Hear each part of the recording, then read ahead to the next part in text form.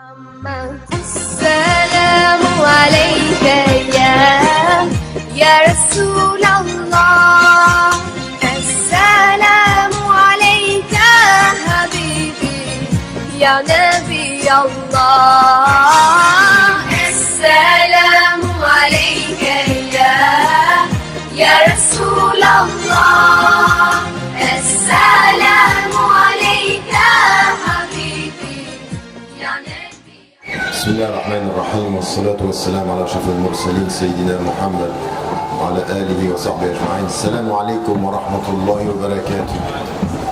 Merci d'être aussi nombreux en ce dernier jour. Je m'attendais à un comité plus... En fait, je ne m'attendais pas à deux choses. D'abord, vous soyez aussi nombreux et à Shamseddin Superstar et le groupe, là. C'était très beau et je vous remercie d'abord d'avoir été là, et puis ensuite à l'organisation de leur avoir donné le temps de pouvoir faire cette intervention. Ça m'a fait penser, en les voyant bouger comme ça, à une discussion que j'avais eue en 1994 avec Cat Stevens. Moi j'étais de l'opinion déjà à l'époque qu'il fallait qu'il revienne à la musique, je lui l'avais dit dès le départ. Il n'y a rien en islam qui l'empêchait de continuer ce qu'il avait fait. Bien entendu, il y avait certaines chansons qui étaient ce qu'elles étaient à l'époque avant qu'il devienne musulman, mais le contenu essentiel de ce qu'il avait fait avant est extrêmement beau, très universel, et ma position était de lui dire de ne pas quitter la musique. Et il me disait à cette époque-là que ça n'était pas possible, que lui il était de l'avis que la musique ça n'était pas islamique. Maintenant il en est revenu, mais il m'avait dit qu'il dans une discussion avec des cheikhs, il m'avait posé la question à partir de quel moment la musique est haram dans celui qui l'écoute. Et il lui avait dit quand on commence à bouger des pieds et à bouger de la tête, là on est parti pour... Les choses évoluent et là quand je les ai vus bouger ça m'a fait sourire. On commence à... Tant que c'est... Alhamdulillah. Et donc je salue ce qu'ils font avec des nouvelles paroles qui associent le tagine à la fondue. Pour être français, et il n'y a que du bien dans cela. Barakallahu fikum.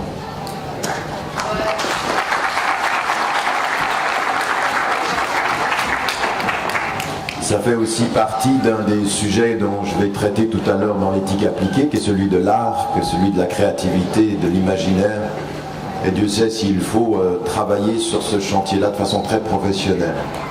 Il ne faut pas être professionnel en médecine et amateur en art.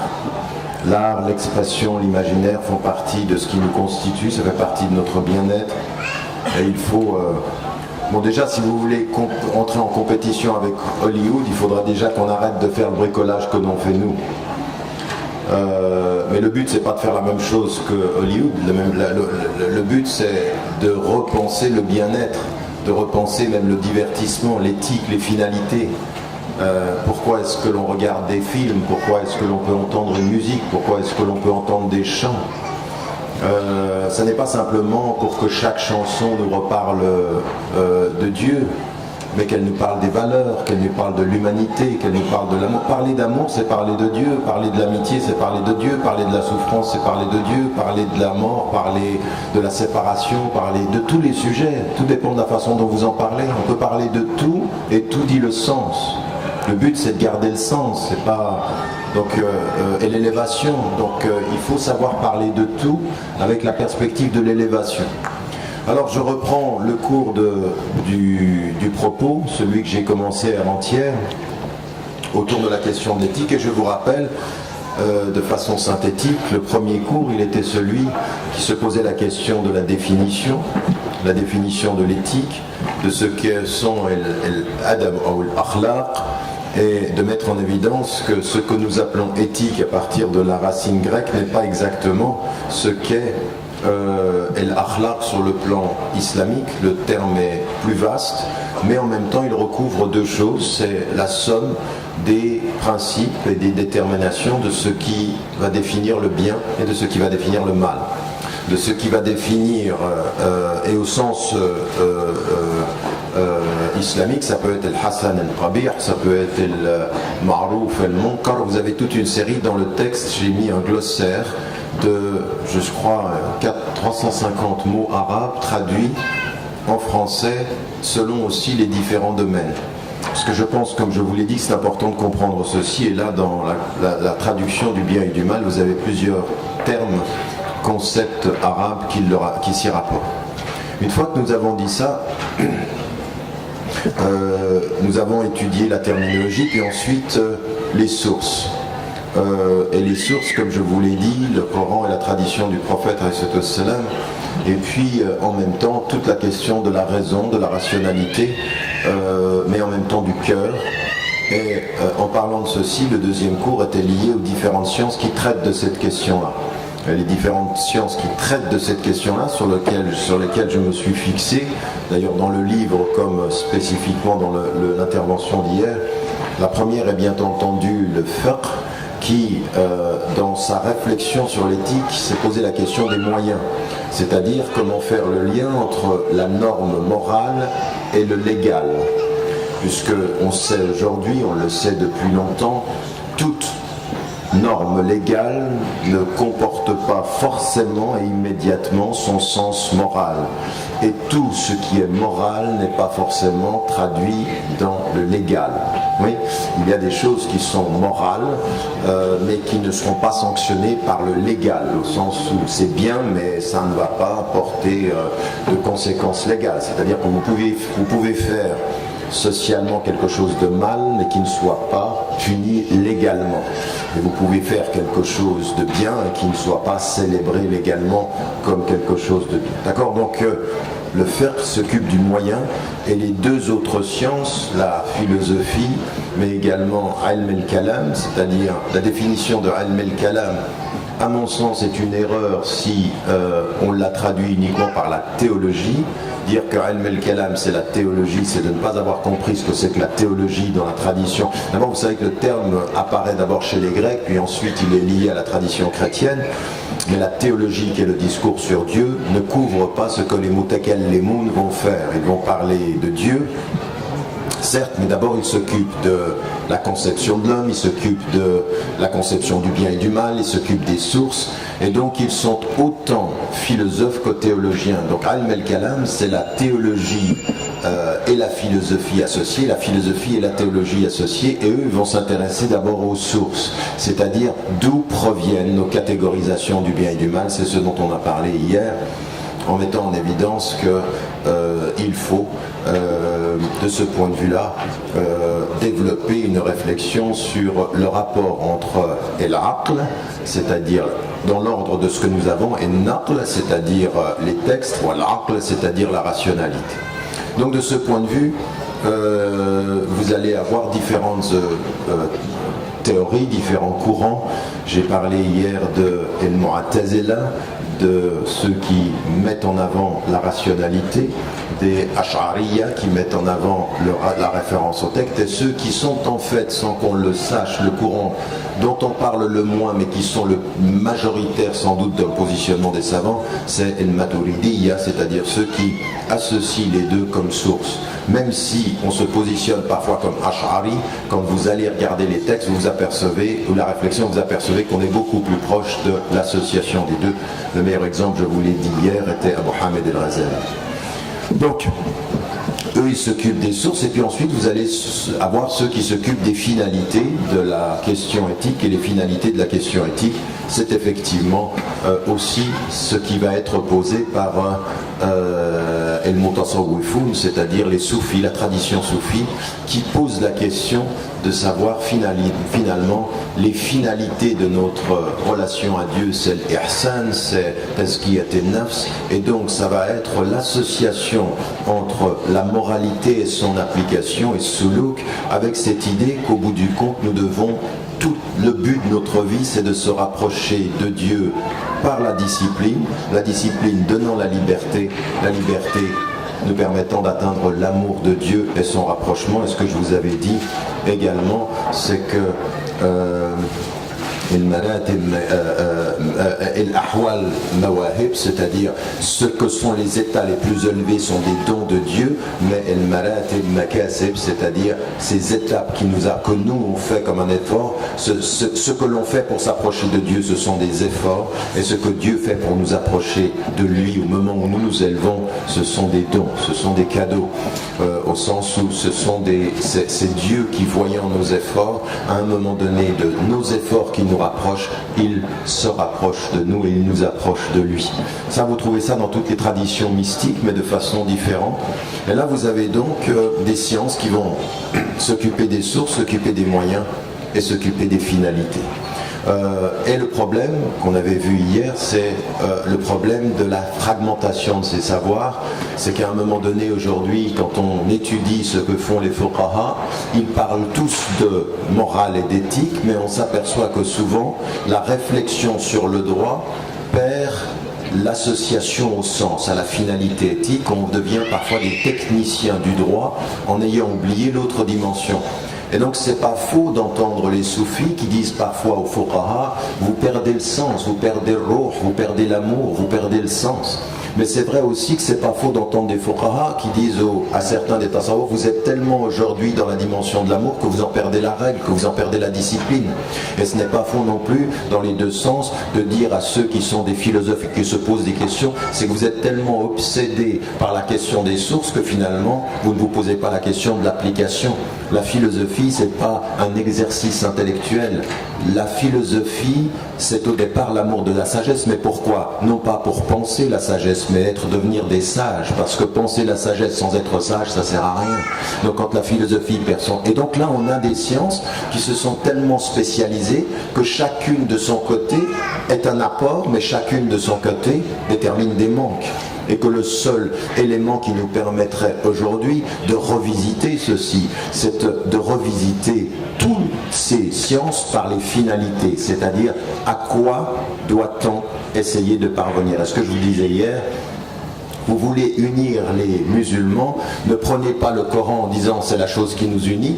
Attention, le Coran est la chose qui nous unit certes, mais dès qu'on a un texte, on a différentes interprétations. Il ne faut pas se poser la question de savoir qu'est-ce qui nous unit comme élément premier, mais qu'est-ce qui peut unir les interprétations de cet élément premier, et c'est les finalités, ce sont les finalités du message. C'est-à-dire ce que nous essayons de réaliser, là-dessus nous sommes plutôt d'accord.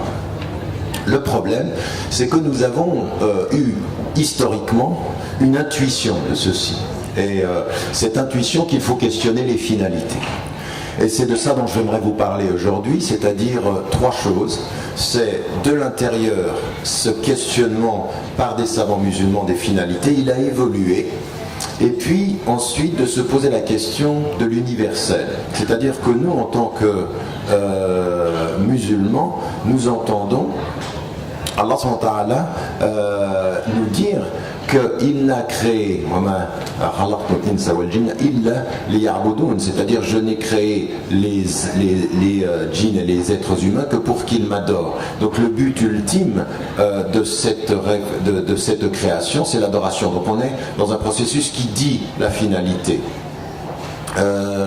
Donc cette réalité que nous, en tant que croyants, on considère comme étant l'ultime sens de la création, l'adoration, va falloir se poser la question ici de qu'est-ce qui est universel? Qu'est-ce que nous partageons à partir de notre parcours? Parce qu'il ne s'agit pas de s'asseoir ici et de dire, comme l'islam est la dernière des révélations, et que le prophète, Khatamil Anbiya, il est le dernier des prophètes, donc ce avec quoi il vient, c'est universel. Vous êtes d'accord, vous n'êtes pas d'accord, c'est comme ça. Non, Allah subhanahu wa ta'ala, c'est pas ce qu'il nous dit, et quand il est dit en même temps que le prophète lui-même dit de lui, il dit de lui que j'ai été envoyé pour parachever les bons comportements. Il est en train de dire avant moi il y avait des choses, donc je ne suis pas celui qui apporte l'universel, je suis celui qui le confirme. Je confirme, je complète. Oui. Donc cette idée-là, elle est particulièrement importante. Rasul dit, je ne suis pas un innovateur parmi les envoyés. Ce avec quoi je viens vous a été envoyé avant. Et ce avec quoi Adam alayhi salam a été créé, c'est ce avec quoi le prophète alayhi salam, le dernier, va confirmer. Je ne suis que la confirmation de ce qui fut donné au premier. Donc, quand on a cette réflexion-là, nous, il faut qu'on se situe fondamentalement dans les questions morales, dans les questions éthiques, dans les questions de sens. Il faut qu'on se situe en se disant, mais qu'est-ce qui est universel, qu'est-ce que nous partageons avec autrui? Et pourquoi aujourd'hui c'est important? Parce que vous qui vivez en Occident, il ne faut pas entrer en Occident par la petite porte de savoir comment on va être accepté. Non, il faut entrer par la grande porte de savoir ce qui va être partagé. C'est-à-dire ce que nous partageons.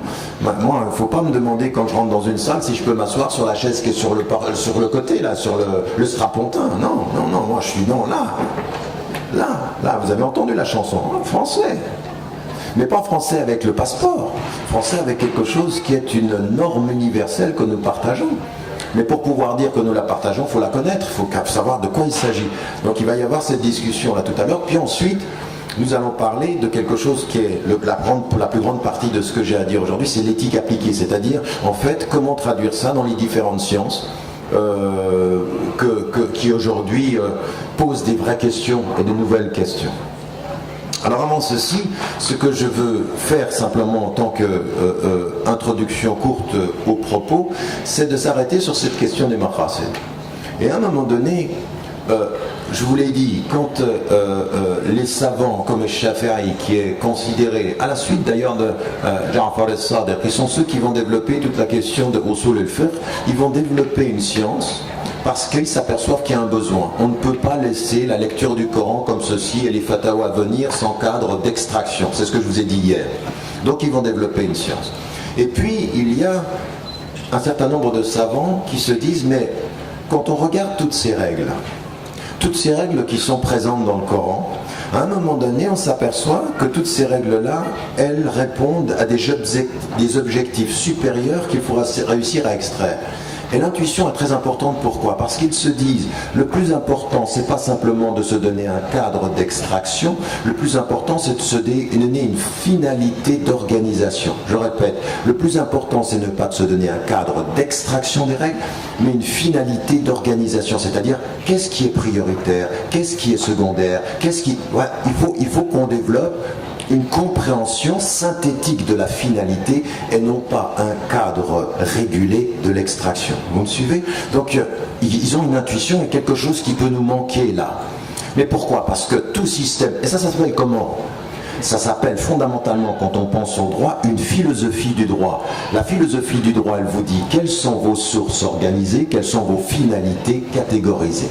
Oui, donc elle vous dit c'est une philosophie du droit, ça s'appelle une philosophie du droit. Et là, quand vous touchez à d'autres philosophies de la vie, vous apercevez que tout système a une philosophie derrière. Oui, a une philosophie. Le mot philosophie, c'est pas un sale mot, hein, c'est pas moche comme mot, c'est très joli. D'abord, ça veut dire l'amour de la sagesse, et en plus, ça veut dire organiser l'ordre des valeurs. Or, il y a, à partir des textes qui nous sont donnés, l'organisation d'un ordre de valeurs.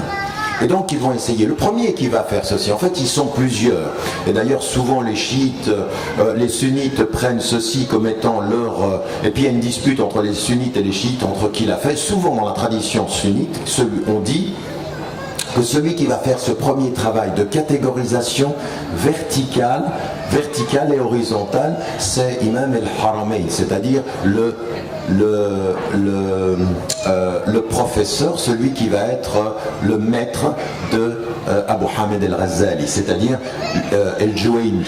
Et lui, qu'est-ce qu'il va faire? Il va commencer à catégoriser les choses. Il va dire, en fait, il y a des choses dans le Coran qui sont des objectifs supérieurs, des objectifs secondaires, puis des objectifs de troisième niveau. Et il va, en fait, lui, il va en avoir plus que 3, il va en mettre 5, et il va aussi en avoir horizontalement, c'est-à-dire il y a des objectifs qui touchent tel domaine, tel domaine, tel domaine, tel domaine, supérieur, secondaire, troisième, quatrième. Donc il commence à faire ce travail-là. Et là, c'est la première intuition.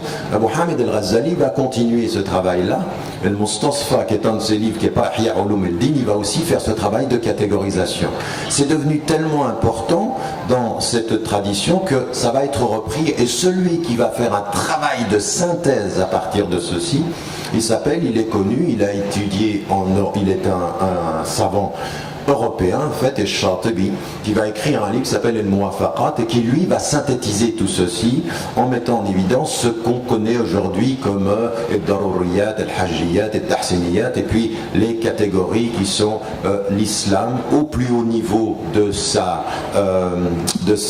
ses objectifs supérieurs. Il est, je les ai rappelés hier, la protection des dînes, c'est-à-dire la religion, la protection de la personne, la protection de l'intellect, la protection de tout ce qui concerne les liens de la famille, c'est nasl, et puis les protections des biens, c'est l'amwal. Et puis je vous avais rappelé que Al-Qarafi, un des savants, avait mis en évidence qu'on pouvait y ajouter l'ard, c'est-à-dire la dignité humaine. Donc un travail qui se pose la question des finalités. Donc non seulement Usul al-Fiqh vont nous poser la question de organiser l'extraction, mais el-maqasid, ce qu'on appelle aujourd'hui el-maqasidiyun, c'est-à-dire ceux qui vont développer la pensée des maqasid. Et Shatibi est l'un d'eux. Vous avez compris une chose dans ce que je viens de dire, c'est que tout ce travail-là, à partir de quelle science se fait-il?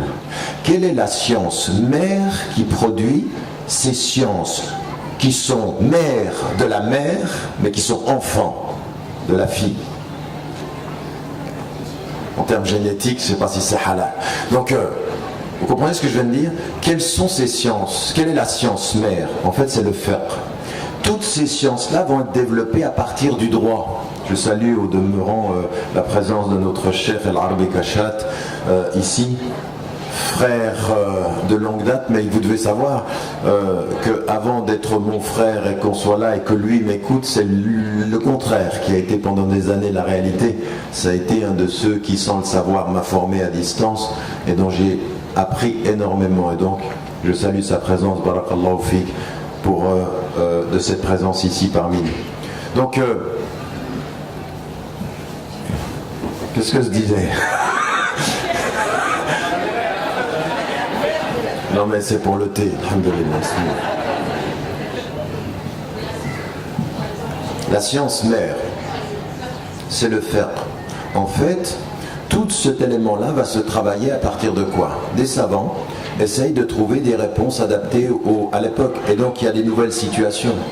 Et ils se disent, bien, déjà à l'époque du prophète, le prophète a cette intuition que de nouvelles choses vont apparaître quand il envoie Muaz ibn Jabal, et qu'il lui part, il l'envoie au Yémen, il s'aperçoit qu'il y a des situations là-bas, il ne va pas savoir. Il lui dit que sur quoi vas-tu t'appuyer? Sur le Coran, si tu ne trouves pas, sur la Sunna, si tu ne trouves pas, il dit je vais, c'est-à-dire je vais m'en remettre à mon réflexion personnelle. Qu'est-ce qu'il y a derrière ce hadith? Il y a l'idée que de nouvelles circonstances vont devoir être abordées, tu vas devoir réfléchir de façon nouvelle. Mais sur quoi? Qu'est-ce qu'il lui dit? Il lui dit clairement sur comment réguler le comportement humain. C'est donc une question qui est liée au droit et à la jurisprudence d'abord. Et donc c'est sur cette base-là qu'on va développer une réflexion sur les sources et une réflexion sur les finalités. Et tout ceci est légitime, donc des savants produisent des nouvelles sciences. Le problème, c'est que à partir d'un certain moment, ces sciences-là vont se couper des deux autres réflexions qui sont importantes.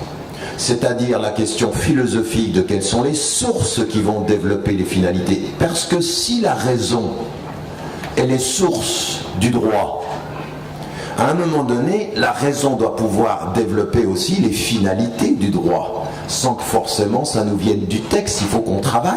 Vous comprenez ce que je suis en train de dire? Si on se coupe de ceci, eh bien on ne fait qu'une production de finalités légales, non pas des finalités existentielles. Et ça c'est tellement important qu'en même temps il faut aujourd'hui se poser la question de est-ce que toute la notion des maqasid est les maqasid de la légalité ou les maqasid de la charia, au sens non pas de la charia qui est la loi, mais charia qui est la voie, c'est-à-dire comment on revient à Dieu. Et celui qui a cette intuition-là, étonnamment, celui dont je vous ai parlé hier, c'est Ibn Taymiyyah, qui répond à Abu Hamid al-Ghazali et qui dit, attention, parmi les objectifs de l'islam, il y a toute la dimension intérieure. Et le travail qu'a fait notre professeur en Malaisie, Kamali, qui a fait tout ce travail, qui a ouvert le champ de la réflexion sur les maqasid, il met en évidence une chose importante, c'est que, étonnamment, contrairement à tout ce que disent les salafis qui ont réduit Ibn Taymiyyah à leur mauvaise lecture, lui, qui est un mystique dans sa formation, il dit non, parmi les maqasid de la charia, il y a tazkiyat an-nafs.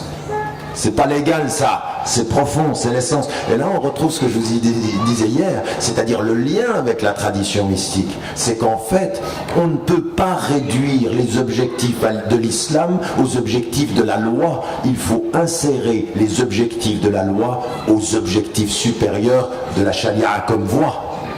Je ne sais pas si vous comprenez ce que je suis en train de dire, parce que ça c'est capital. C'est-à-dire que la science mère a certes produit des finalités, mais il faut aussi qu'on se pose la question des finalités à partir d'une vision beaucoup plus ample de ce que l'islam attend de l'être humain, sur le plan intime, sur le plan intellectuel, sur le plan scientifique. Pourquoi je dis ça ? Parce que si on continue aujourd'hui à ne penser les finalités de l'islam que sur le plan légal, sur le plan scientifique, nous sommes perdus. Perdus. On ne règle pas la question du savoir par la question de la loi. On règle la question des savoirs par l'éthique du savoir, c'est-à-dire le sens de la connaissance, pas par la loi. Ou alors on devient des censeurs et on revient à l'époque de l'Église catholique romaine qui par décret décidait « vous ne cherchez pas ». Ce qui a bouleversé les philosophes en Occident, c'est-à-dire qu'à un moment donné, ce qui a été le scandale de la pensée, c'est ce qu'on dit que Galilée a dit et qu'il n'a pas dit, mais le fait qu'on pense qu'il l'ait dit du sens de ce qu'il a pu penser. C'est qu'à un moment donné, on lui demande de retirer son idée sur le fait que c'est la Terre qui tourne.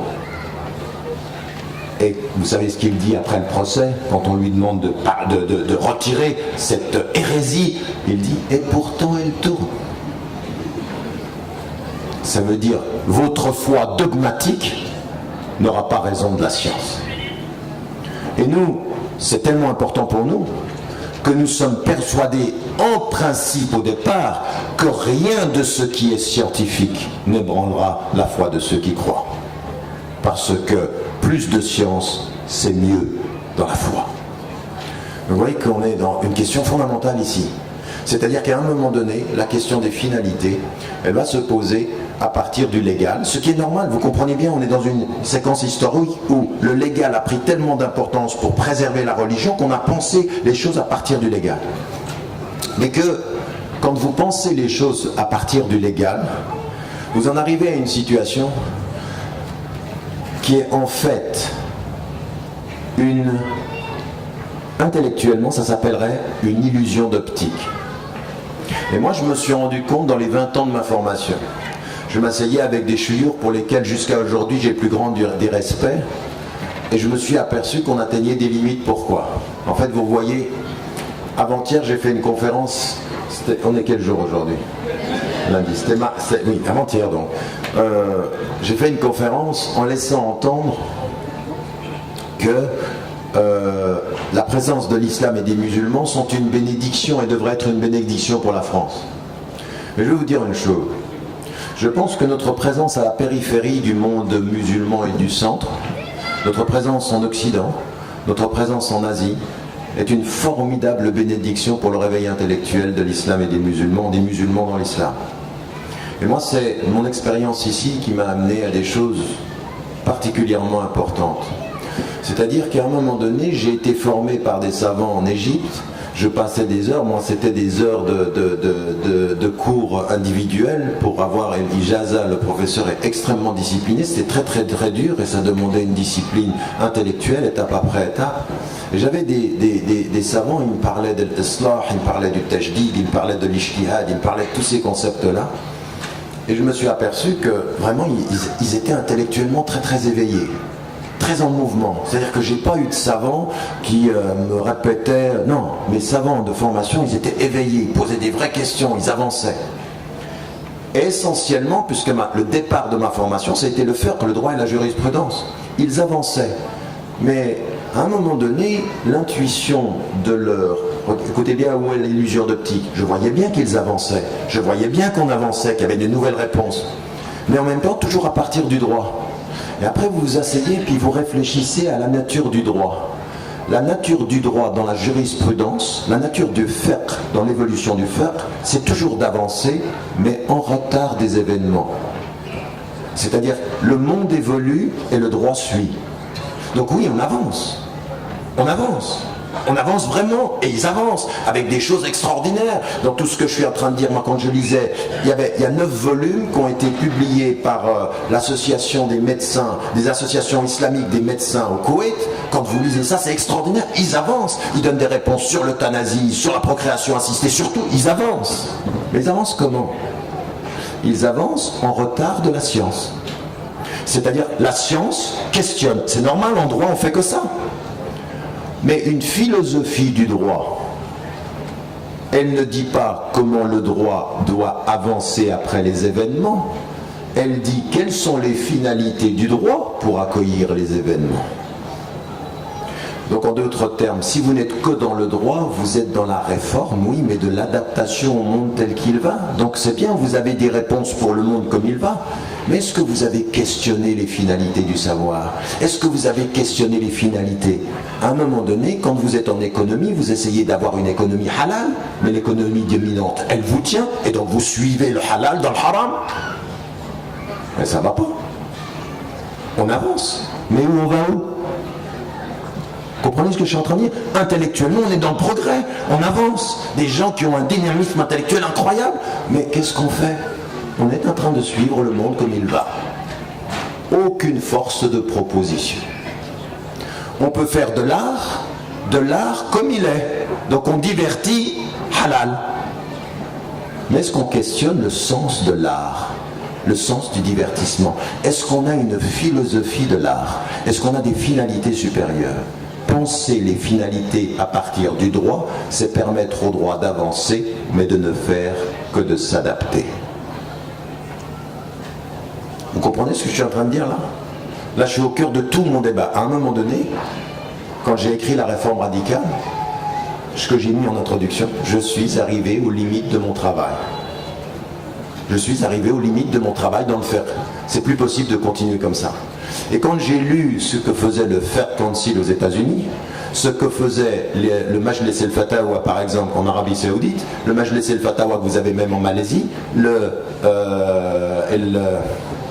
Majlis el-Europe qui sont des gens que je respecte beaucoup, qui ont fait tout un travail ici en Europe de production du fiqh pour l'Europe et en particulier aussi pour la France. À un moment donné, les deux mots que je voyais souvent apparaître, c'est el-haja wa darura, c'est-à-dire il faut qu'on pense un droit selon le besoin et selon l'impératif.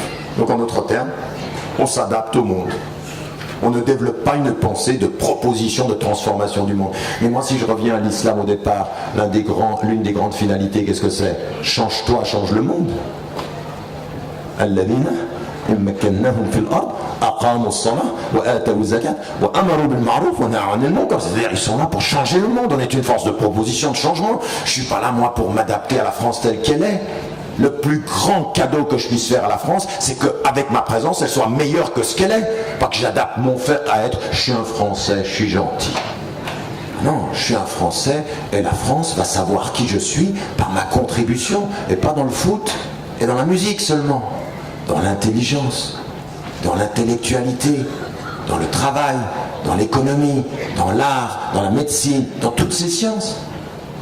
Donc, ce qui nous a porté historiquement, regardez bien, des choses qui furent nécessaires historiquement peuvent devenir des obstacles si nous ne les reconsidérons pas. Raison pour laquelle il faut parfois avoir le courage de questionner les normalités ou les habitudes que nous avons eues. Et donc, c'est ce que j'avais essayé de faire dans la réforme radicale en disant il faut qu'on change maintenant notre conception du rapport aux finalités au-delà du droit par rapport à la voie elle-même. et par rapport aux sciences et par rapport au savoir.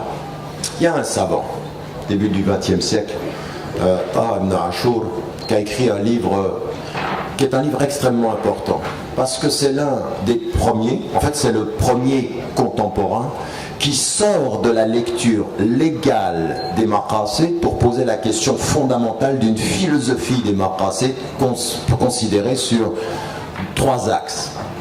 Le premier élément, écoutez bien parce que ça c'est aussi important, il va considérer les maqasid à partir de la conception de l'homme et d'une notion centrale, la fitra. La fitra. C'est-à-dire en fait, il faut que nous parlions de la conception de l'homme. Et l'une des choses sur laquelle nous sommes tous dans un piège en Occident aujourd'hui, c'est que 99,9% de nos interventions intellectuelles et médiatiques ne parlent jamais de la conception de l'homme. Elles parlent de nous comme des problèmes ou comme peut-être des gens gentils qui sont dans le dialogue interreligieux. Hier soir, j'étais avec le cardinal Barbarin sur Europe 1 et je lui dis, il ne faut pas un dialogue des périphéries, il faut un dialogue des sources. Quelle est votre conception de l'homme? Quelle est votre conception? Et là, c'est important, el fitra, c'est-à-dire qu'est-ce qui est à l'intérieur de nous. Quand Allah subhanahu wa ta'ala nous dit وَإِذْ أَخَذَ رَبُّكَ مِنْ بَنِي آدَمَ مِنْ ظُهُورِهِمْ ذُرِّيَّتَهُمْ وَأَشْهَدَهُمْ عَلَى أَنفُسِهِمْ أَلَسْتُ بِرَبِّكُمْ, quand il a tiré des reins d'Adam toute la création, il dit, est-ce que je ne suis pas votre Seigneur? Ils disent oui. Qu'est-ce que nous voulons dire par là? C'est-à-dire que même pour ceux qui ont conscience ni qu'il y ait un Dieu, la fitra pour nous détermine la détermination vers le transcendant. Et qu'il y a du transcendant même chez ceux qui ne pensent qu'à l'immanent. Qu'il y a du transcendant même chez ceux qui ne voient pas plus loin que cette vie. Et donc pour nous, cette conception-là, lui dit, il y a une dimension de l'universalité dans la fitra. Il faut travailler là-dessus pour développer une dimension de finalité. Il parle aussi d'un autre concept qui est dévoyé aujourd'hui, qui est la notion de l'khilaf, c'est-à-dire la notion de ce dont je vous parlais hier, la vigérance, c'est que ce monde ne nous appartient pas. Mais vous comprenez bien, philosophiquement, légalement, spirituellement, quand vous vous regardez en face du miroir, et que vous vous regardez en face du miroir et que vous regardez vos yeux, que vous regardez votre visage, que vous regardez votre corps et que vous vous dites seul devant le miroir, ceci ne m'appartient pas, c'est cadeau. Je n'ai que l'usage de mon corps jusqu'à revenir à celui qui a créé mon âme et mon corps. Et que j'ai des comptes à rendre là-dessus. C'est une philosophie, une conception de l'homme, de la responsabilité et de la gestion, jamais du propriétaire et de l'arrogance. Il nous est interdit d'avoir l'arrogance du propriétaire, il faut avoir l'humilité du gérant. Conception de l'homme, dans laquelle tout le légal, tout le scientifique, tout le philosophique va s'inscrire. Et lui, son intuition, c'est sortir la question des maqasid de simplement une dimension de usul et le fiqh et des éléments du fiqh lui-même. Ce ne sont pas des questions légales, ce sont des questions dans lesquelles s'intègre le légal. Et en d'autres termes, de se poser la question de toutes les finalités supérieures des savoirs. Pourquoi est-ce que je sais? Donc ne me produisez pas la législation et la régulation des savoirs. Posez-vous la question du sens du savoir. Quand par exemple vous avez votre ancien président qui dit qu'en fait, au moment de la crise économique, il faut réguler le capitalisme. Il a même eu une formule assez drôle qu'on a pris au sérieux, mais qu'en fait est un oxymore. Il faut moraliser le capitalisme. C'est-à-dire comme si le capitalisme était simplement un ordre auquel il fallait mettre des règles. Mais tout économiste, toute personne qui sait comment fonctionne le capitalisme comprend que l'ordre même du capitalisme ne fonctionne pas sur le moral, il est sur un ordre de puissance. La liberté des marchés n'est une liberté que pour les puissants, jamais pour tous. Donc moraliser, c'est juste éviter les crises, mais pas rendre juste le système. Alors vous pouvez vous dire, il faut qu'on pense quelque chose d'autre. Alors certains vont entrer avec l'islamisation des moyens de la régulation du système.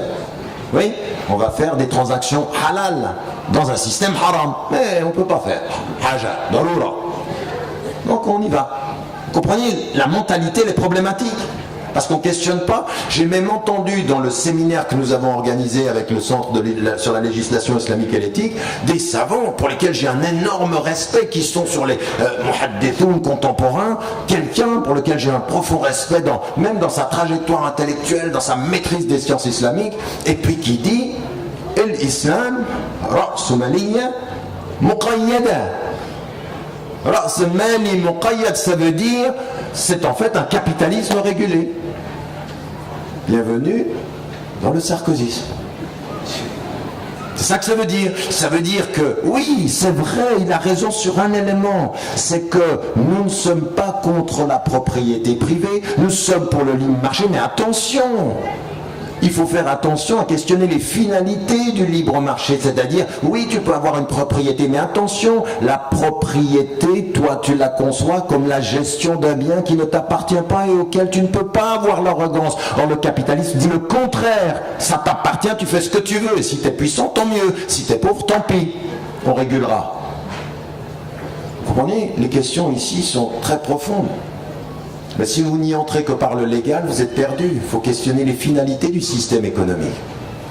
Et ça, il faut se sortir. Et à un moment donné, et ça c'est ce que je défendais, et dont je parle également dans le livre, dans la réforme radicale, c'est-à-dire, aujourd'hui, dans toutes les sciences, il faut sortir la réflexion démocratique et poser deux questions. Quelles sont les sources de la législation musulmane? Est-ce que c'est uniquement les textes, mais aussi le monde?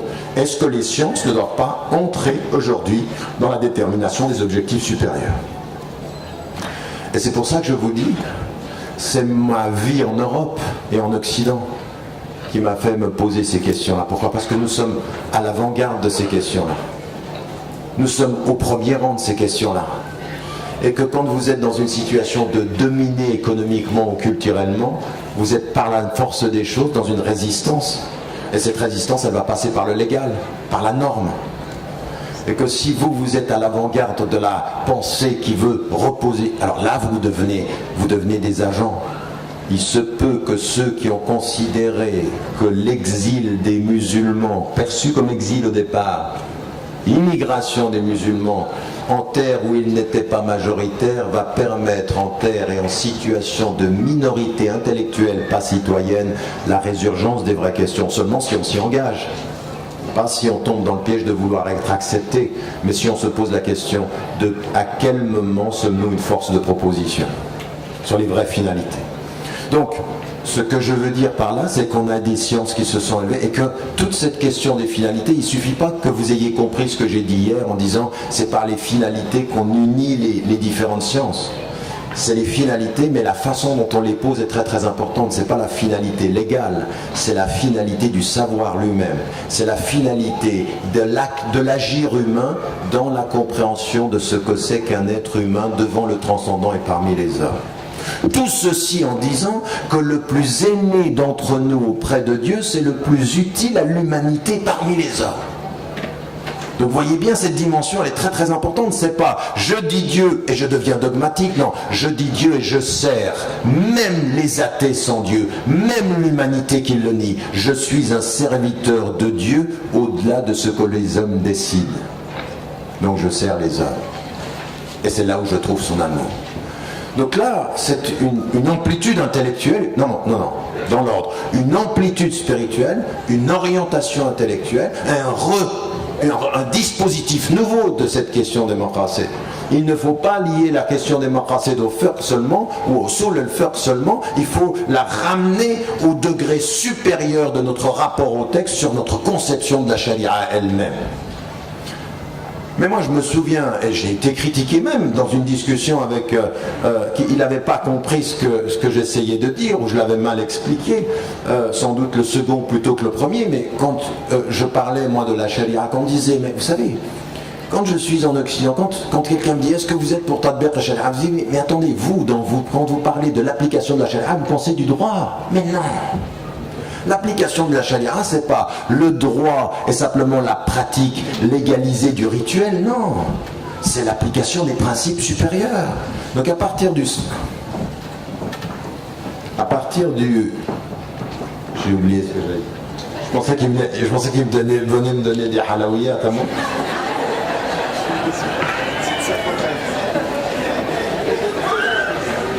tu mets les halaouillates dans mon dos, toi. C'est pour les prendre après, c'est ça? Non, je plaisante, je ne vais pas manger là, bon.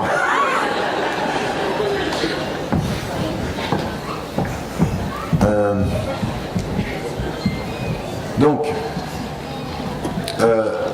de dire, par exemple, mais comprenez bien, dans ma présence en Occident, dans votre présence en Occident, on est déjà dans cette perception de la charia. On est déjà dans l'application de la charia, mais l'application au sens de l'amplitude spirituelle. Tout ce que vous faites quotidiennement pour essayer de purifier votre être et votre cœur, vous y êtes déjà. Le bon agir, la participation avec des finalités, le questionnement, on y est déjà. On y est déjà. Ne réduisez pas la charia à ce que certains ont dû faire dans l'histoire pour se protéger. Nous aujourd'hui, pour mieux, je vais vous étonner, mais nous ne serons jamais autant bien protégés en Occident que quand nous allons ouvrir la charia dans la question de son amplitude. En fait, si nous continuons à la préserver étriquée, nous nous enfermons nous-mêmes. En fait, c'est nous-mêmes, nous devenons le problème de notre propre enfermement. L'amplitude, les vraies questions. Et quand vous parlez comme ceci, je peux vous dire que partout où vous allez, les gens, ils écoutent parce que, en fait, c'est la fitra, c'est l'universel, il est intime, il n'est pas dans l'imaginaire comme ça, c'est pas l'universel des grands. Non, il est à l'intérieur. L'universel de l'intimité est beaucoup plus fort que l'universel des idées abstraites. Mais donc il faut revenir là, il faut que cette amplitude-là, spirituelle, nous la mettions là, nous la concevions là. Mais encore une fois, comprenez-moi bien, c'est pas pour plaire aux gens, c'est pour être fidèle à soi-même. C'est vraiment, comment est-ce que... C'est ça que je disais, l'éthique, c'est pas comment on est accepté, c'est comment on est en paix avec soi-même, puisque pour moi, ce que je vous disais hier, et c'est la valeur ultime, c'est l'expression ultime de notre cheminement. Donc ça, c'est un élément sur la question des maqasid sur lequel je voulais parler et qui fait qu'aujourd'hui, tout ce que j'essaye de faire avec d'autres savants, en essayant de ramener les savants du texte et du contexte, c'est de mobiliser les énergies intellectuelles pour repositionner le cadre de cette triple relation, les sources, l'éthique et les finalités. Oui, mais pas à partir d'une science, mais en commençant à travailler au-delà des différentes sciences pour trouver le point d'accord. Et le point d'accord, ce seront les finalités, le moyen, ce sera le questionnement éthique et la réflexion sur les sources, texte et rationalité. Et comprenez bien ça aussi, je veux dire, c'est pas texte et rationalité, c'est pas les Mu'tazila.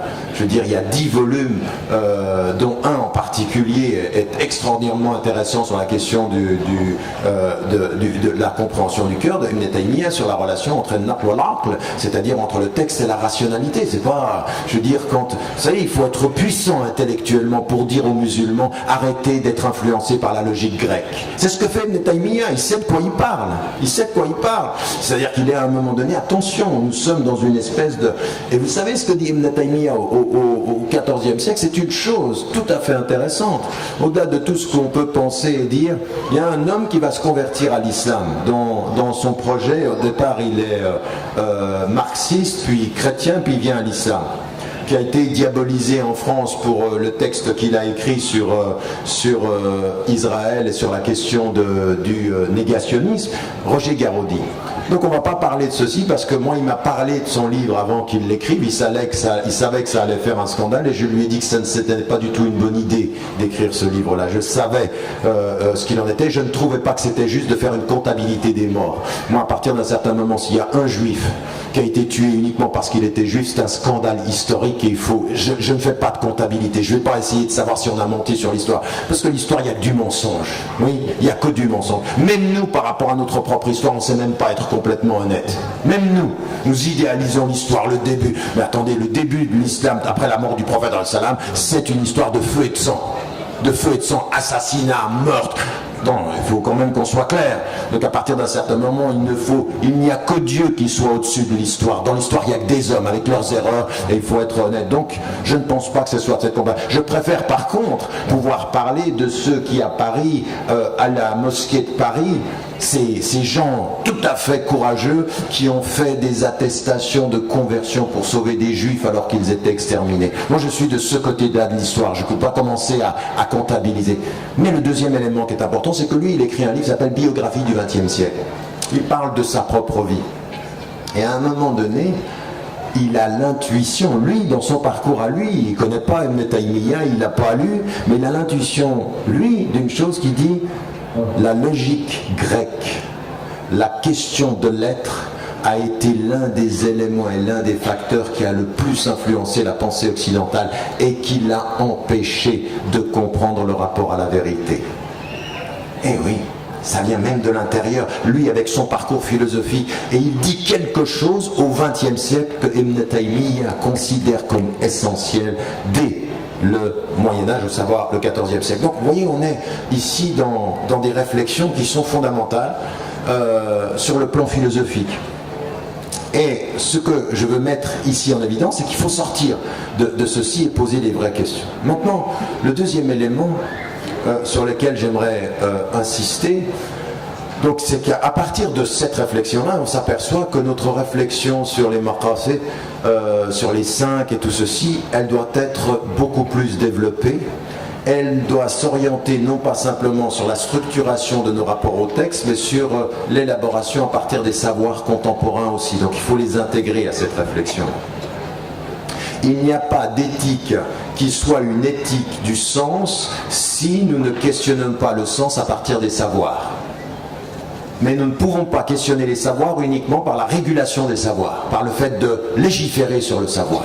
C'est aussi stupide de légiférer uniquement sur les savoirs en pensant qu'on va donner une orientation que de légiférer sur l'histoire ou sur l'interprétation de l'histoire. C'est quand même assez fou qu'on ait des lois pour vous dire vous ne pouvez pas dire ça sur l'histoire.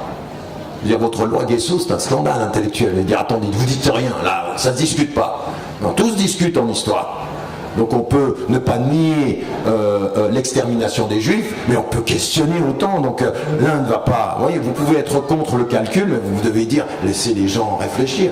En plus, en disant ceci, je ne suis pas le seul. Il y a énormément d'intellectuels qui trouvent ça complètement fou. La France, plutôt, de ce point de vue-là, avec la Belgique, fait exception sur la question de questionner l'histoire. On ne fait pas des lois sur l'histoire, et il ne suffira pas de lois sur le savoir pour pouvoir aller dans ce sens-là. Une fois que j'ai dit ceci, je continue maintenant la réflexion en disant, voilà, ce qu'il faut que nous fassions, c'est-à-dire nous développions un nouveau type de rapport aux objectifs, un nouveau type de rapport à l'éthique.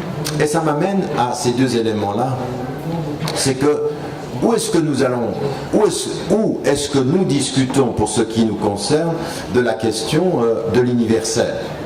Eh bien, c'est au centre, à partir de notre conception de l'homme, notre conception de la fitra, notre conception comprise de El Khilafa, au sens de ce que je dis, pas au sens de ce qui a été détérioré maintenant. Inni ja'ilun fil ardi khalifa, c'est-à-dire je vais établir un vice-gérant sur la terre. Qu'est-ce que ça veut dire que cette conception-là? Quelles sont les finalités de notre vie? Comment est-ce qu'on va être avec Dieu? Comment est-ce qu'on va être avec la nature? Comment est-ce qu'on va être avec les animaux? Comment est-ce qu'on va être avec nos semblables? Comment est-ce qu'on pense un projet social? Tout ça, ce sont des objectifs extraordinairement importants qui se pensent à partir des concepts généraux et non pas à partir de la loi seulement. Ça n'est pas le halal et le haram qui nous donnera des réponses à ça.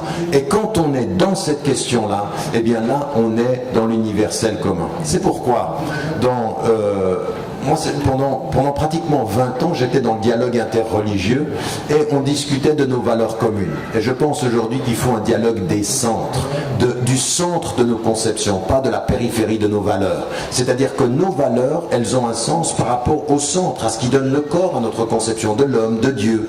Nous devons pouvoir parler de notre conception de Dieu. Ça veut dire quoi? Vous vous rendez compte, ça veut dire quoi?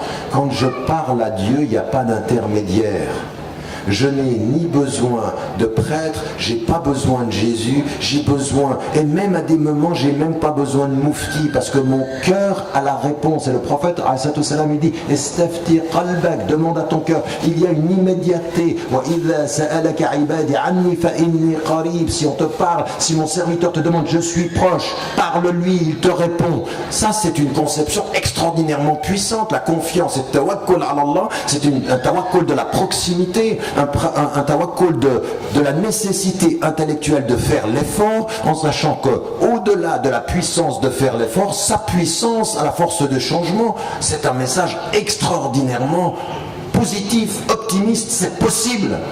À la fin du livre sur la réforme radicale, je dis tout est toujours possible. Nous n'avons pas, nous, à désespérer de ça. Donc c'est une conception qui va nous retrouver. Et là, vous trouvez, de ce point de vue-là, des choses très très importantes dans le dialogue des centres, du corps de notre réflexion. Et c'est ça que nous devons développer aujourd'hui. Au cœur de nos sociétés occidentales, nous devons développer un nouveau type de réflexion commune, un nouveau type de transversalité avec les juifs, les chrétiens, les bouddhistes, les hindous, et avec des athées qui ont ces questions. J'ai vu chez des athées des réflexions sur les finalités beaucoup plus profondes que ce que je vois chez certains musulmans qui sont totalement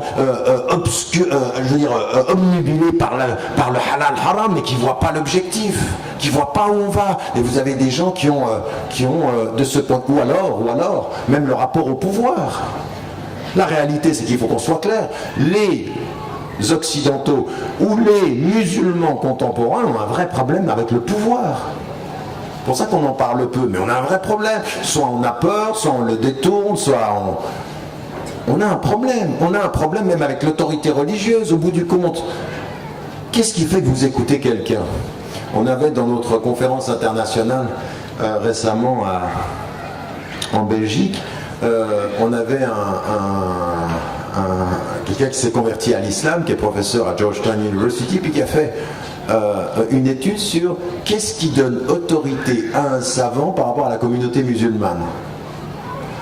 Et il s'appelle Jonathan Brown. C'est quelqu'un quelqu'un d'abord qui est très très bien formé en hadith, qui parle l'arabe, le français, l'anglais, qui a une formation extraordinaire, et il a écrit ceci, il nous rapportait des statistiques. À un moment donné, ce qui est absolument fou, c'est qu'en fait, l'immense majorité, pratiquement 3/4 des musulmans, suivent un savant quand le savant dit ce que eux pensaient avoir entendu être juste. Donc en fait, c'est pas le savant qui vient vous donner une parole de vérité et que vous dites attendez, là c'est là. Ah non, ah ben là oui, bien. C'est ce que je pensais d'ailleurs. Là vous en riez, mais au niveau de la communauté, il y a un vrai problème. À partir de quand faites-vous confiance à quelqu'un quand vous l'écoutez? Par la structuration de son argumentaire ou par l'adhésion de votre perception? C'est pour ça que certains, quand ils voient, ils nous disent les musulmans d'aujourd'hui, leur problème c'est qu'ils sont à la recherche d'un leader charismatique. Et ce que j'ai toujours répété, le problème du leader charismatique, c'est qu'il est charismatique. Parce que c'est son charisme qui fait qu'on le suit, pas forcément la déconstruction de ce qu'il dit. Et ça se passe là maintenant dans cette salle. À des moments donnés, il y en a certains d'entre vous qui sont plus en accord avec ce que je dis parce qu'ils m'aiment bien, pas forcément parce qu'ils ont pas compris ce que je dis. Ah ouais. Non mais c'est vrai ça. À des moments donnés, votre cœur parle avant votre intelligence. Or d'un point de vue islamique, d'un point de vue intellectuel, c'est l'intelligence qui comprend qui doit orienter le cœur. Même si on dit, et l'on sait en islam, qu'à un moment donné, il y a un sens spirituel au fait que vous aimiez quelqu'un. Puisque les anges en parlent. Bon, ça devient compliqué là. Mais vous comprenez ce que je suis en train de dire? C'est-à-dire qu'à un moment donné, cette question de l'autorité et du pouvoir, il faut au moins chacun d'entre vous, personnellement, se dire mais qu'est-ce qui fait que je pense que c'est juste? Qu'est-ce qui fait que j'adhère à ça? Parce que certains même, ils viennent vers moi et me disent tu sais, tu as mis des mots sur ce que je vivais. Attention, mettre des mots sur ce que tu vis, c'est pas avoir dit des mots de vérité, c'est juste avoir échangé une expérience. Et l'expérience, c'est pas une expérience de vérité, c'est une expérience. On peut mettre des mots sur ce que quelqu'un vit, ça ne veut pas dire qu'on est dans un processus de vérité. Donc là, on est aussi dans quelque chose qu'il faut déterminer dans le fond. D'accord? Donc ici, on est sur cette dimension de l'universel, qui est comment est-ce que nous allons en parler. Et ça, c'est le deuxième problème que je voulais relever au moment où j'arrête ce séminaire, c'est que nous avons un vrai problème en amont de compréhension et en aval de traduction, de comment est-ce qu'on dit les choses, de comment est-ce qu'on les constitue et les comprend. C'est-à-dire le discours, le discours islamique doit se refonder à partir des sources, à partir de ce que je viens de dire, tout ce que je viens de déconstruire et d'expliquer, mais en même temps, on ne parle pas simplement à partir des sources, on parle à des interlocuteurs à partir de là où ils sont. Parle-moi de toi, non pas simplement de là où tu es, mais de là où je peux t'entendre, de là où je peux comprendre. Si tu me dis à moi que ton discours est universel et que tu me mets dans la singularité, il n'y a rien d'universel dans ce que tu me dis, si ce n'est le dogmatisme de me l'imposer. Mais si quand tu me parles, ton universel invite en moi mon intimité, mon intelligence à comprendre ce que tu dis de là où je suis moi, et non pas où tu t'imposerais à moi là où tu es toi, alors là, il y a quelque chose de nouveau. Et c'est pour ça que le discours musulman doit comprendre cette dimension de la diversité. De la diversité, il y a une bénédiction de la diversité, donc nous devons apprendre à parler de nous aux gens là où ils sont, non pas où ils aimeraient qu'ils soient pour nous. Et donc ça veut dire qu'il faut qu'on comprenne notre environnement, il faut qu'on comprenne les différentes conceptions de l'humanité, conceptions de l'humanisme. Un musulman qui parle à un athée et qui ne se fait pas comprendre de l'athée, ça n'est pas la faute de l'athée. Un musulman, un discours musulman en Occident qui ne se fait pas comprendre en Occident, ça n'est pas la faute de nos concitoyens, c'est de la nôtre. C'est de la nôtre. Nous sommes responsables d'être audibles. Audible. Et quand Ali karramallahu wajha il dit parlez aux gens à la mesure de l'intelligence, leur intelligence c'est pas est-ce que tu es bête ou intelligent. C'est ton...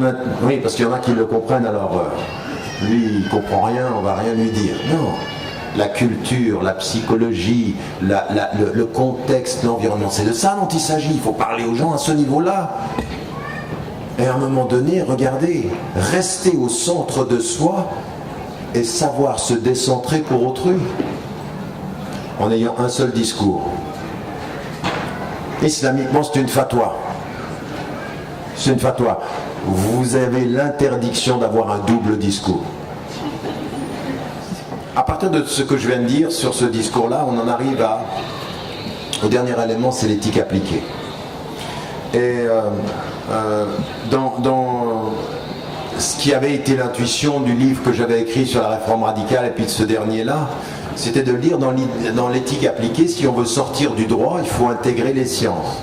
Et donc, on a commencé à développer dans 11 domaines. Alors, il y a le domaine de l'éducation, il y a le domaine de l'économie, de l'art, de la psychologie, des médias, de l'environnement, de l'économie, de la psychologie. J'ai dit, il y a 11 domaines, pour ceux que ça intéresse, vous verrez ceci dans les fleurs, on a travaillé là-dessus. Mais ce que je voulais dire par là, c'est que dans l'éthique appliquée, l'une des stratégies était laquelle?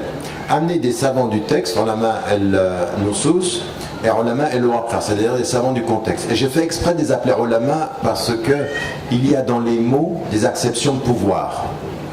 Quand en arabe vous dit alim et khabir, c'est pas pareil. Là c'est un spécialiste et là c'est un savant. Et quand vous revenez au Coran,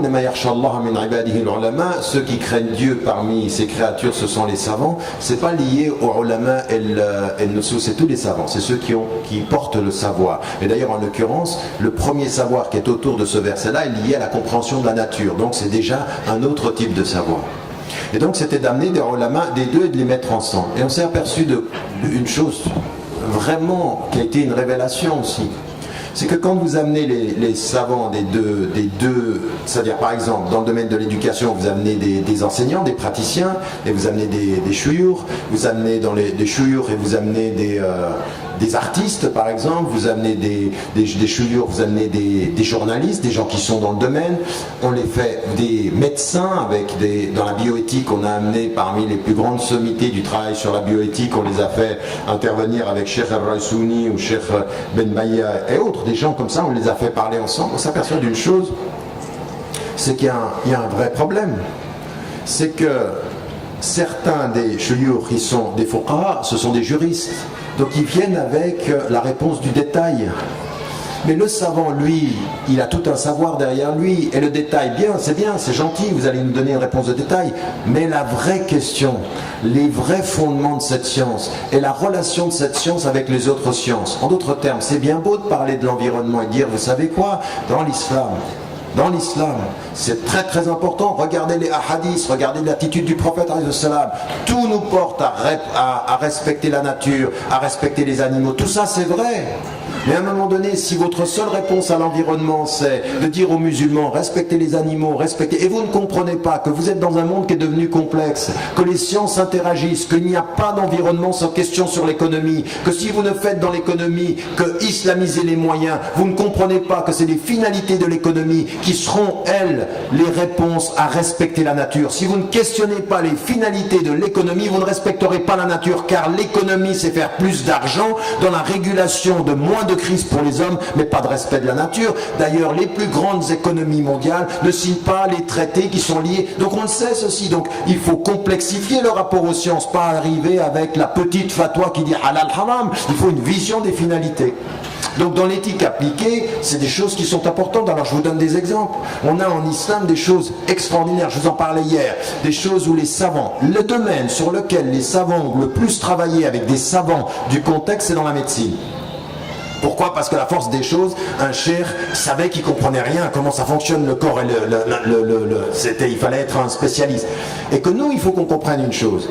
L'évolution des savoirs est telle que c'est impossible d'avoir tout ceci. Alors comment on fait une éthique appliquée maintenant? Il faut une éthique appliquée dans le détail des choses, mais avec une vision ample des finalités. Ce que je vous ai dit tout à l'heure, il faut connaître les finalités et penser le détail à la lumière des finalités. Pas le contraire. Pas penser qu'en oubliant la finalité, le détail va répondre. Je vous donne un exemple. Sur la question de... une réponse que l'on a sur, en médecine, par exemple, c'est sur le don d'organes. En islam, on n'a aucun problème. La seule restriction, c'était sur les organes reproducteurs. Sur le reste, on est... D'accord, tout ceci, c'est bien. Maintenant, attention, on est dans un monde aujourd'hui où le don d'organes est devenu un commerce entre les riches et les pauvres. On est devenu dans un monde où on exploite les gens. Comment on fait? Comment on va? Est-ce qu'il suffit de dire oui, on peut, et puis c'est tout? Ou est-ce qu'il faut avoir une réflexion beaucoup plus large? Par exemple, question fondamentale dans la médecine. Aujourd'hui, la médecine chimique a traduit l'homme, l'être humain, le corps de l'homme, en un composé d'organes. Oui, vous avez le cœur physique, vous avez le bras, vous avez...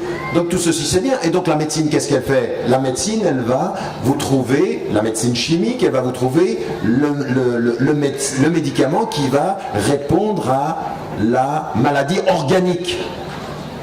Mais à un moment donné, la vraie question, elle est celle-ci. Qu'est-ce que c'est d'un point de vue humain, humaniste, islamique, le fait d'être en bonne santé?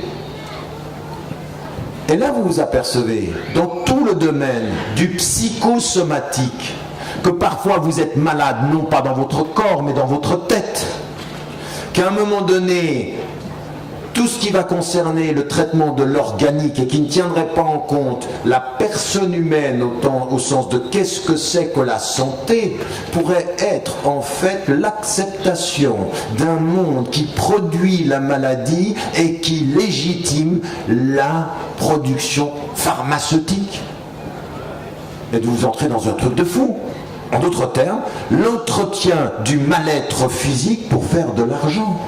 Et si vous pensez que le monde n'est pas aussi cynique que ça, mais regardez ce que font les multinationales de la cigarette au Parlement européen pour qu'il n'y ait pas de loi. Ils savent que ça tue. Mais qu'est-ce que ça fait de l'argent? On gagne. Donc ne votez pas. Et puis, attention, c'est une valeur essentielle de notre démocratie. Il en va de la liberté de l'homme de fumer ou pas. Ah oui, t'as la liberté de te détruire, ça m'arrange du coup. Ça fait de l'argent. Vous comprenez ce que je suis en train de dire? Si vous êtes uniquement dans c'est halal ou c'est haram et que vous ne posez pas ces grandes questions-là dans l'éthique appliquée, on est perdu parce que les moyens au-dessus sont beaucoup plus importants. Est-ce qu'au fond, et j'en arrive à ma conclusion, nous sommes une force de proposition dans l'éthique appliquée en médecine, dans l'environnement, ce que je viens de dire, dans l'art aussi. L'art, il faut qu'on se mette d'accord. Allahu Jamil yuhibbu Jamal. Dieu est beau, il aime la beauté. Nous sommes pour l'art, nous sommes pour la littérature, nous sommes pour l'imaginaire. Mais à un moment donné, il faut se poser la question quand on nous dit attention, si tu es pour l'imaginaire et pour la liberté, je fais ce que je veux. Je fais ce que je veux. Et à un moment donné, je ne sais pas si vous avez lu le livre qu'on a fait avec Edgar Morin, où lui il dit, moi quand je vois des choses aujourd'hui et qu'on me dit ça c'est de l'art, bon il a utilisé un mot vulgaire, il dit c'est de la crotte.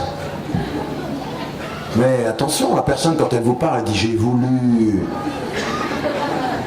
Il vous fait. Mais non, nous là, il faut qu'on se pose la question, c'est quoi l'art? Il faut faire attention à un monde qui fait de l'art quelque chose qui ne serait que le divertissement.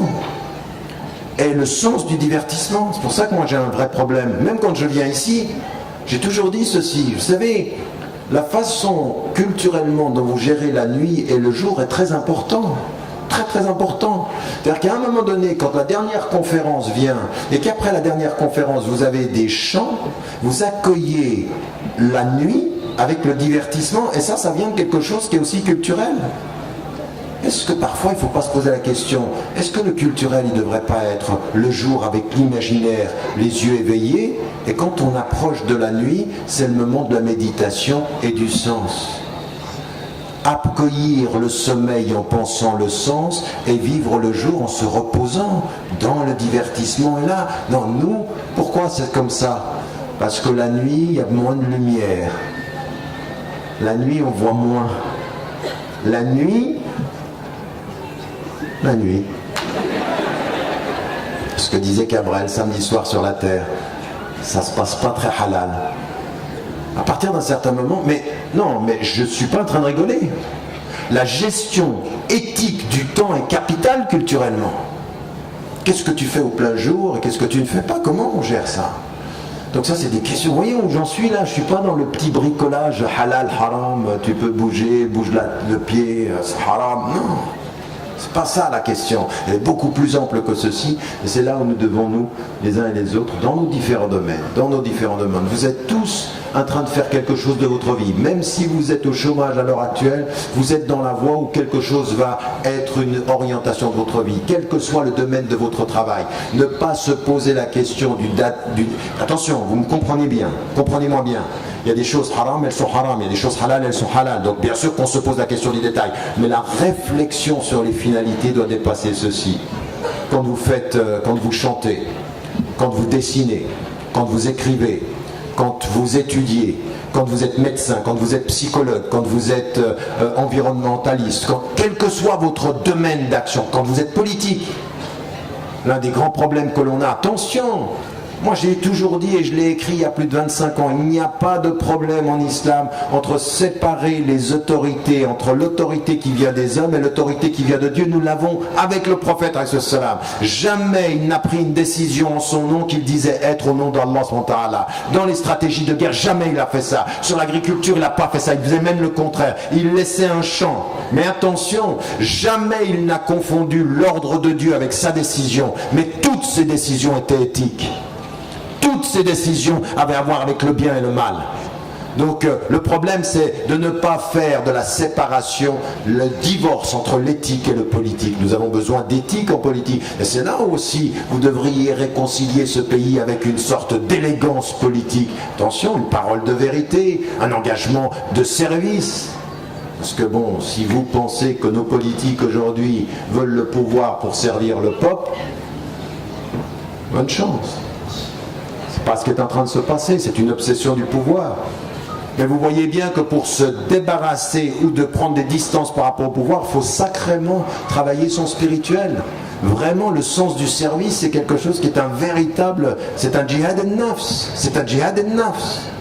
Parce que le pouvoir corrompt, c'est vrai. L'argent corrompt, c'est vrai. Tout ça, ça corrompt. Et corrompt, ça veut dire quoi? Ça veut dire, tu t'en approches sans t'en rendre compte et tu changes sans en avoir conscience. Et je termine par, vous connaissez l'allégorie de la grenouille? Vous ne connaissez pas? La grenouille, si vous avez une marmite qui est en ébullition, quand elle vient et qu'elle essaye de sauter dans la marmite, elle saute, elle repart. Mais si l'eau elle est tiède, elle est bien, elle rentre, puis elle reste, et l'eau chauffe, et à un moment donné, elle ne sait plus sortir. Elle est entrée dans le bien-être, elle a fini dans la perdition.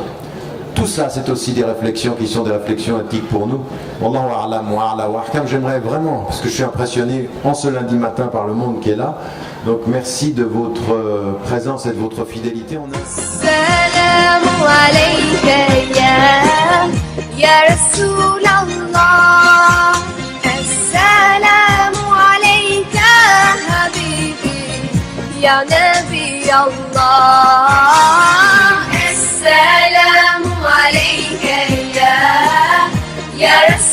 illallah